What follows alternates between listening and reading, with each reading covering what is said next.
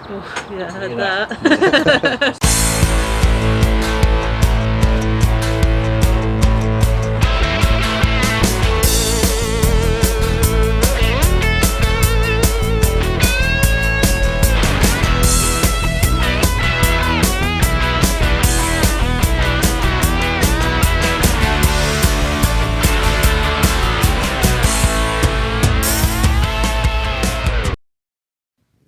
Hey folks, Darren Crouch from DH Crouch Marine. Today's video is going to cover a Thornycroft, which is one of the units they marinised over a Mitsubishi engine, a 4-cylinder. Very common still. I believe it's the Mitsubishi KD4. This one's got the PRM Delta 20, which is one of the older boxes for hydraulic. Initially, this job started via social media. The customer said that the engine was losing loads of oil. After a bit of to and fro and questions, that sort of stuff, we kind of concluded that potentially the valves were playing up. Here's a cut of valves from a BMC engine, but valves, and very much similar, same thing. Basically, what I suspected was that the oil was being lost via the either stem seals or really worn out via valve guides. When I got there to have a look at the engine, it was quite clear to me where the oil was coming out, which is all the manifolds below the gaskets on those, and it was leaking everywhere. So in my head, the way I do things, I felt comfortable that was probably the problem. They'd also mentioned that there was a drive plate issue as well.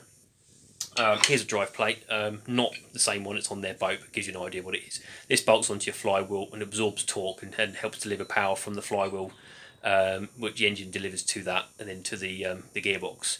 And the little plastic white bit you can see supports the centre hub, and it's just a cushion, it's a spring basically. It's kind of a posh fancy spring.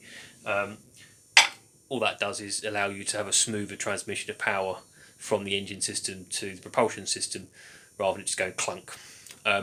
So got there, did my initial consultation with them, had a chat, discussed what we might do, had a look at the engine visually, went over it, concluded in my head where I want to go next, had another chat to them, started the engine up, had to listen to it in idle, revved it a little bit, and then in a head and a stern in drive, could hear horrible rattle at low RPM. Started okay, it sounded like it was running alright, but there was just a few noises that I weren't really happy about. This is one of those stories where we didn't get it fixed today. Gone in there to go and do one thing and discovered sad other things basically. Because of the amount of oil lost, I've concluded that this engine has lost a lot of oil at some particular crucial point because of the valves. And it turned out, after taking head off, that number one piston, the bearing on the crank, has taken a knock. It's the trick I did and was to show the customer was to rotate the crank to top dead centre, TDC, and then you just advance the crank back or forth either way away from top dead centre. It comes back round to catch the piston on the downward travel, and then stop what you're doing, and then you give the piston crown a little push. What you don't want is it to go clunk and drop slightly. What that means is that the bearings failed, or is failing, which effectively means the engine's kind of had it. The engine is 20 years old. We were discussing me doing a valve job, new valves, new guides, stem seals, that sort of stuff, cut the seats in, that sort of thing. But this has turned into is the engine worth playing with? After I finished playing with the engine, I then took the gearbox off to have a look, and the drive plate was fine. It's the input shaft on the gearbox which is failing. The Delta 20, the older boxes, they've got a really thin, spindly little input shaft, about as thick as your index finger, and the splines on it are really fine. And they changed it, I believe, for the 150 PRM 150 hydraulic box because they're heavier duty. The splines on the old Delta 20 just weren't man enough to last a long time. I mean, credit where credit's due. It's lasted 20 years, but you could see immediately on the input shaft that there's splines that it's battered. At this stage, to encourage the customers to spend money on an engine in this state would be wrong, in my opinion. It's a difficult decision to make because you've got an engine that yeah, it did start and it did work, and from that point of view, well, it's not working anymore. So what do I do? Now they completely understand where we're at. I've been as clear about everything as far as I can. We took each step at a point where they're happy based on my advice. We've currently got the engine in bits all at the boat there. They're still left there. I've come away, I've done a report for them. I've sent them the report, and I'm now putting together this video just to kind of offer a synopsis. We haven't got a solution yet. That's a working idea. I'm sourcing for either a fully rebuilt long block, which would be a like-for-like engine. I just take all the marinizing parts off and swap it over. But that doesn't solve the drive issue. It's a difficult decision to make here. From my point of view, to go second-hand. Second-hand engines have their unknown service history. You can open up a can of worms. There are some times when I think that's okay. If you get an engine which, for example, has been in a lifeboat, or has been somewhere that you know is likely to have been looked after or had low hours on it, and it's just been sat around more than anything else. I've had a few engines in those situations. They're a bit grotty, but you give them a clean up, and physically, mechanically, they're sound. Obviously, no guarantees. If a customer insists on going for a second-hand engine, I tend to ask them to be delivered to me. I'll give it a once-over, and I'm quite thorough, and I'm quite brutally honest. If I don't like it, I tend to send it back, provided that's an option, of course. However, then there's the rebuilt option. That in itself comes with various questionable things. Who rebuilds it? Do you trust the work? Whenever I do work, I try to do photographic reports, and I've got YouTube for that now. I believe that the word serviced or rebuilt or reconditioned is a very, very thin thing to say.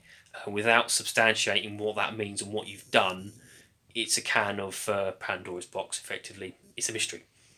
So I'm putting together some quotes, some ideas for the customers to offer them directions that they want to go down. In the day, I'm working for them. They are the bosses of the job. They're the captains of the ship. I want to give them as much information as they can. I want them to be as informed as possible, and part of my job is to do that for them. I've billed them for my time and the report. Now I'm just going to look after them to try and offer them more work. To offer them the right options, and potentially I get the job at the end of it anyway. No guarantees there, of course. But for me, seeing it through to a point where they can make a decision on what they want to do is the ultimate thing here. At the end of the day, you want the engine to run and be happy and the customer to be boating happily. If you can't achieve that, you failed at your job. So we're going to endeavour to get them some information, throw that at them, let them take some time to think about it, because at the moment they're under no pressure to rush into this, which is the best place to be. Making decisions when you just kind of feel pressured into things is never a good idea, and I don't encourage anyone to do that. So we're going to have a look at the videos of what I did today, the process of stripping it down and investigating things. I try to be as meticulous as possible. I don't like steaming into things. If I can avoid an expensive process for someone, that's the way I like to do things. If I can tiptoe around the edge of a problem and identify that problem in a more cost-effective manner, then that's a win-win. An engine is there, you're getting paid for your time. If you can offer them a better result, not just an opinion, but physical, quantifiable results, that's the way to go, in my opinion. Just throwing ideas at the wind isn't fair. You can't put people in a position where they have to then spend hundreds or thousands of pounds and the problem's not solved. That's not acceptable. It's never acceptable. You need to give them answers that they can work with, because the majority of people I'm working for live on board, and the decisions they've got to make ultimately affect their lives. The money they spend makes a big difference to how their life is and the quality of the boating experience they have. So we are going to work this through to the end, find them a solution. Even if it's not a job I end up taking on board, I will try and put them in touch with someone that can. I'm keen to do it, but it's got to be right for everybody. And yeah, that's basically it. Let's go and have a look at the videos. I'll do some tutorials and explain a few things. If there's any questions, drop us some messages down below, and we'll follow this up with the result that ultimately comes through and a decision that the customer decides to make. Thanks for watching. Look at this. So this engine's been reported of losing oil and suspected the valves. When the valve guides or the valve stem seals fail, you can get bypass, and the oil will run down generally through the intake valves because they're colder and dribble down and come out of the air intake manifold. Can go down into the pistons and be burnt off, so you get a heavier combustion process. And the quick sure way of kind of guesstimating this without really getting into it is if you look down here below the exhaust, below the air intake manifold, which is this part here. So there's like a casting which fits over the air intake ports, and there's the air muffler and filter, and below that it's loads and loads of oil. It's just coming out all over the place. So I think it's not going to take much to work out that we've got valve issues.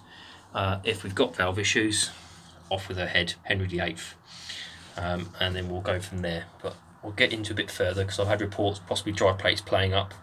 So I'm going to finish doing a visual inspection, have a quick look around, touch a few things here and there, and then we'll run it up, have a listen, and offer a diagnosis and a plan of action. But they are expecting possibly to have the head taken off today. Okie dokie.